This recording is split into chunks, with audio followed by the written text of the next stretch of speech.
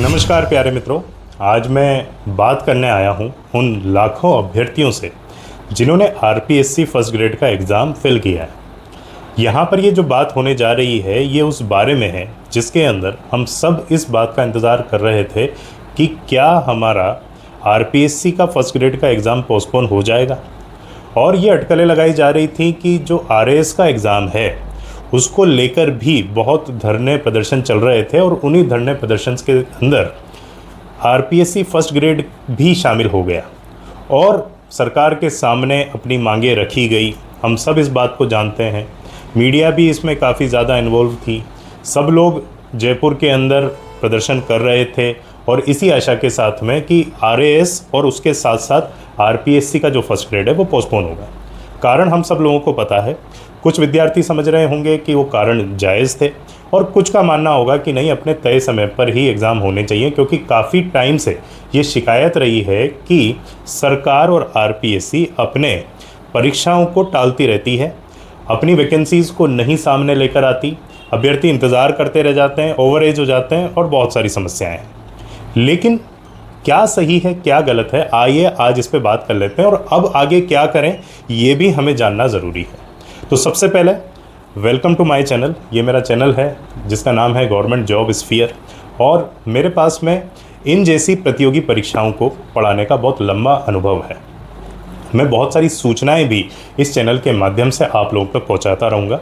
आप जो भी व्यक्ति इस चैनल को अभी देख रहे हैं, मेरी आप सब लोगों से विनती है कि इस चैनल को सब्सक्राइब कर लीजिए, ताकि आपका जो सहयोग है मुझे मिलेगा और इस सहयोग के माध्यम से मैं बहुत सारी और सूचनाएं आप लोगों तक पहुंचा सकूंगा। तो जैसे कि मैंने अभी आपको बताया कि एक अटकलें लगाई जा रही थी कि आरपीएससी अपने इन परीक्षाओं को आगे करेगा, मतलब कि इनको टालेगा। लेकिन अब ये बात साफ हो चुकी है कि आरएएस का एग्ज़ाम भी नहीं हुआ और वो एग्ज़ाम अब अपनी निश्चित डेट पर ही हो रहा है, यानी कि 17 और 18 जून को। और उसके बाद में जो आरएएस का एग्ज़ाम है और उसके बाद में जो आरपीएससी का एग्ज़ाम है फर्स्ट ग्रेड का, उसके भी एग्ज़ाम सिटी जैसा कि निर्धारित था उसके हिसाब से अब आपको अपनी एसएसओ आईडी पर दिखना शुरू हो गई है। और अब ये बात बिल्कुल साफ़ हो चुकी है, जिसके अंदर कोई गुंजाइश नहीं बची है कि आरपीएससी अब अपने एग्ज़ाम को आगे पोस्टपोन करेगी या उसको टालेगी। तो हमें ये बात समझ में आ गई। मैं आप लोगों से सहानुभूति भी रखता हूँ, क्योंकि बहुत सारे ऐसे अभ्यर्थी हैं, बहुत सारे ऐसे विद्यार्थी हैं जो सही में अपनी यूनिवर्सिटी के एग्ज़ाम्स की वजह से या यूजीसी नेट के एग्ज़ाम की वजह से आरपीएससी फर्स्ट ग्रेड की तैयारी नहीं कर पाए। एक बात ये भी सामने आ रही है कि जब इंडिया और पाकिस्तान के बीच में जो तनाव हुआ था उसकी वजह से बहुत सारे अभ्यर्थी अपनी तैयारी को सुचारू रूप से नहीं कर पाए, क्योंकि उनको उतने साधन नहीं मिल पाए उस वॉर की वजह से, उस युद्ध की वजह से। और ये बात सही भी है।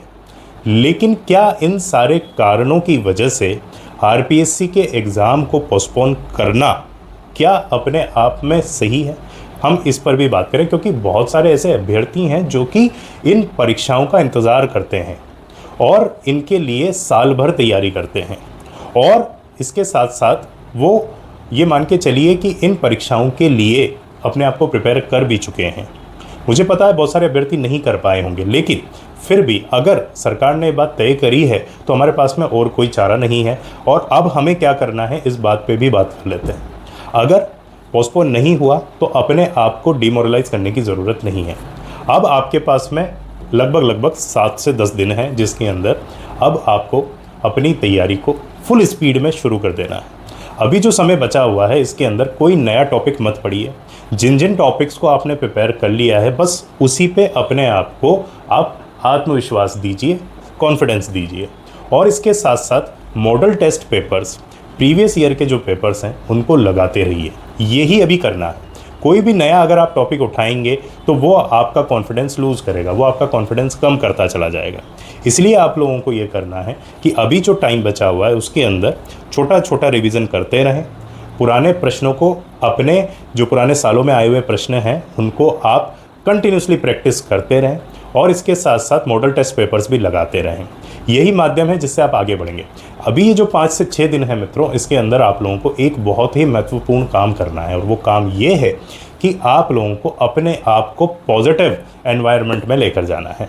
अपने आप को कॉन्फिडेंस देना है। आप जितना ज़्यादा खुद को कॉन्फिडेंस देंगे उतना ही आप लोगों के लिए अच्छा होगा। अब नेगेटिव बातों को छोड़ दीजिए। अगर आरपीएससी ने एग्ज़ाम पोस्टपोन नहीं किया तो कोई बात नहीं, हम इस एग्ज़ाम को अभी देंगे, ठीक है। उस एपिसोड को आप बंद कर दीजिए, उसको क्लोज कर दीजिए, क्योंकि ये बात अब क्लियर हो गई है, अब पोस्टपोन होने के कोई चांसेस ही नहीं है, ठीक है। तो पूरी तैयारी के साथ में अपना जो भी आपने प्रिपरेशन की है उस पर अपने आप को आत्मविश्वास दिलाते हुए आगे बढ़िए, और आगे बढ़ के अपना जो भी आपने पेपर्स लगाए हैं, जो भी आपने प्रैक्टिस करी है, उसको और स्ट्रॉन्ग करते जाइए, और जाने के बाद में अपने इस एग्ज़ाम को दीजिए। अपनी एग्ज़ाम की लोकेशन आप चेक कर सकते हैं एसएसओ आईडी पर, आरपीएससी की साइट पर, इन दोनों ही जगह पे आपको इन्फॉर्मेशन मिल जाएगी। और उसके हिसाब से अपने एग्ज़ाम की लास्ट और फाइनल स्ट्रेटजी बनाइए कि आप इस एग्ज़ाम के लिए कैसे उतरेंगे। ये बहुत ज़रूरी होता है। अभी क्या करते हैं बच्चे, पुराने पेपर्स की तैयारी को छोड़ के अभी भी नए नए टॉपिक्स को उठाते रहते हैं। मेरा तो ये टॉपिक्स क्लियर नहीं हुआ, मेरा तो ये टॉपिक छूट गया है, अब मैं इसको भी पढ़ लेता हूँ, उसको भी पढ़ लेता हूँ। अब ये टाइम नहीं है, अब ये समय नहीं है। जो आपकी चीज़ें आपने स्ट्रॉन्ग बना ली है, जो आपकी मजबूत हो गई हैं चीज़ें, उन्हीं पे आगे काम कीजिए, उसको और निखारिए, उसको और अच्छा कीजिए, उस पर और प्रश्नों को लगाइए। आप इसके अंदर आर्टिफिशियल इंटेलिजेंस को भी यूज़ कर सकते हैं, प्रश्नों की कोई कमी नहीं है। आप किताबें ढूंढिए, आप पास बुक्स लेकर आइए, आप अपने चैट जीपीटी से भी अपने इन प्रश्नों को पा सकते हैं और उनकी प्रैक्टिस कर सकते हैं। आशा करता हूँ मेरा ये वीडियो आपके काम का होगा। इस बात को छोड़ दीजिए, पोस्टपोन नहीं होगा। आपके इस एग्ज़ाम के लिए बहुत बहुत शुभकामनाएं। All the best and subscribe to this channel. Thank you so much.